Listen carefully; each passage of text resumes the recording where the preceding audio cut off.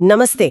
आज हम बात कर रहे हैं दो बहुत ही अहम मानसिक क्षमताओं की, आलोचनात्मक सोच मतलब क्रिटिकल थिंकिंग और समस्या समाधान यानी प्रॉब्लम सॉल्विंग। हाँ, और हमारे पास एक दिलचस्प स्रोत भी है, किसी पॉडकास्ट स्क्रिप्ट का हिस्सा, जो कहता है कि ये छात्रों के लिए किसी महाशक्ति से कम नहीं। बिल्कुल।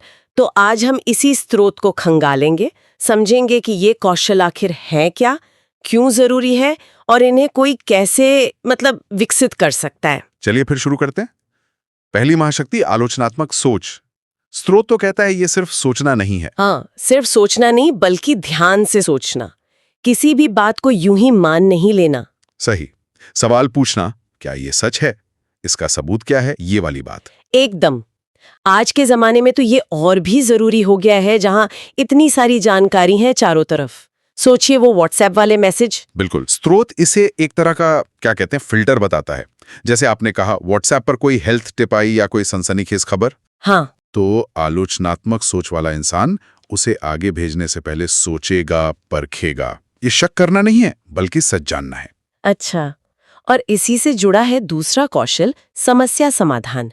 स्रोत कहता है कि जब कोई मुश्किल आए तो घबराना नहीं है। हाँ, घबराने के बजाय हल ढूंढना है। और इसमें सिर्फ लॉजिक नहीं, रचनात्मकता भी चाहिए, थोड़ा धैर्य भी। स्रोत में एक उदाहरण था, जैसे परीक्षा से पहले नोट्स ना मिले तो। हाँ, तो हार मानने के बजाय कोई और तरीका सोचना, शायद फोन पर पीडीएफ पढ़ लें। या किसी दोस्त से फोटो मंगवा लें। ये हुई ना प्रॉब्लम सॉल्विंग, मतलब लीक से हटकर सोचना। बिल्कुल। ये सब सुनने में तो बहुत अच्छा लगता है, पर छात्रों के लिए ये इतने जरूरी क्यों है? पढ़ाई लिखाई काफी नहीं है? देखिए, स्रोत एक बड़ी जरूरी बात कहता है। जिंदगी की जो असली प्रॉब्लम होती है ना, वो टेक्स्ट बुक के सवालों जैसी नहीं होती। उनके कोई रेडीमेड जवाब नहीं होते। सही बात है। तो ये कौशल असल जिंदगी के फैसले लेने में मदद करते हैं। जैसे करियर चुनना है, माँ बाप चाहते हैं डॉक्टर बने, पर अपनी रुचि कोडिंग में है। हाँ, ये तो बहुत आम है। तो यहाँ आलोचनात्मक सोच काम आती है, अपनी पसंद, अपनी क्षमता, क्या सही रहेगा, ये सब समझने में। और जो आजकल चल रहा है, जैसे एआई यानी आर्टिफिशियल इंटेलिजेंस की बातें, कोई कहता है नौकरियां जाएंगी, कोई कहता है आएंगी, इसमें भी मदद मिलती होगी। जाहिर है, स्रोत यही बताता है कि ऐसी बहसों में एक क्रिटिकल थिंकर दोनों तरफ की बातें सुनेगा, देखेगा कौन क्या कह रहा है, क्यों कह रहा है। अच्छा। और फिर अपनी एक समझदार राय बनाएगा, सिर्फ हेडलाइन पढ़कर या किसी एक तरफ की सुनकर नहीं। असली चीज है जानकारी के सागर में सही मोती ढूंढना। स्रोत में कुछ ताजा उदाहरण भी थे शायद, जो दिखाते हैं कि ये कितना प्रासंगिक है। हाँ, जैसे वो 2025 वाले ऑनलाइन नौकरी घोटालों का जिक्र था। ओह हाँ। व्हाट्सएप पे आते ना बड़े अच्छे जॉब ऑफर, कई बार फर्जी होते हैं। हाँ, बहुत सुनने में आता है। तो यहाँ आलोचनात्मक सोच आपको बचाती है। आप कंपनी की वेबसाइट देखेंगे, रिव्यू पढ़ेंगे, लिंक पर क्लिक करने से पहले 10 बार सोचेंगे। ये अपनी सुरक्षा भी है। और स्रोत ने पेरिस ओलंपिक्स 2024 का भी हवाला दिया था। बिल्कुल। सोचिए एथलीट कितने दबाव में होते हैं, उस तनाव में सही फैसले लेना, फोकस बनाए रखना, वो तो कमाल का प्रॉब्लम सॉल्विंग है ना।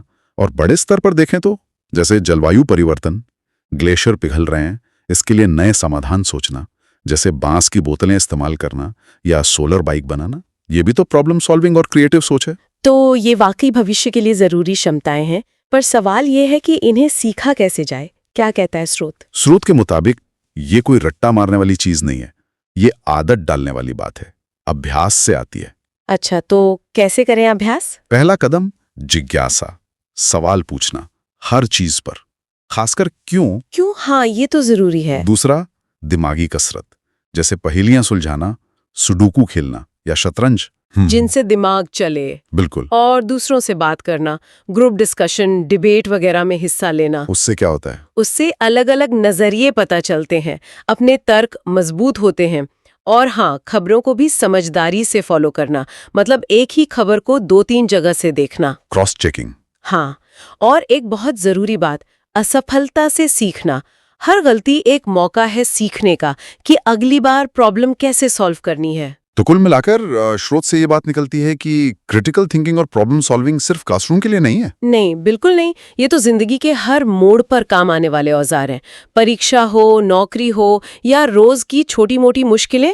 ये सच में बुनियादी क्षमताएं हैं जो हमें आज के इस सूचना प्रधान युग में सही रास्ता दिखा सकती हैं। और बेहतर फैसले लेने में मदद कर सकती हैं। बिल्कुल। तो इस सारी जानकारी को देखते हुए मन में एक सवाल उठता है, क्या हमारी आज की शिक्षा प्रणाली इन महाशक्तियों को छात्रों में विकसित करने के लिए वाकई पर्याप्त काम कर रही है, या इसमें और सुधार की गुंजाइश है? ये सोचने वाली बात है। इस पर सोचिएगा जरूर।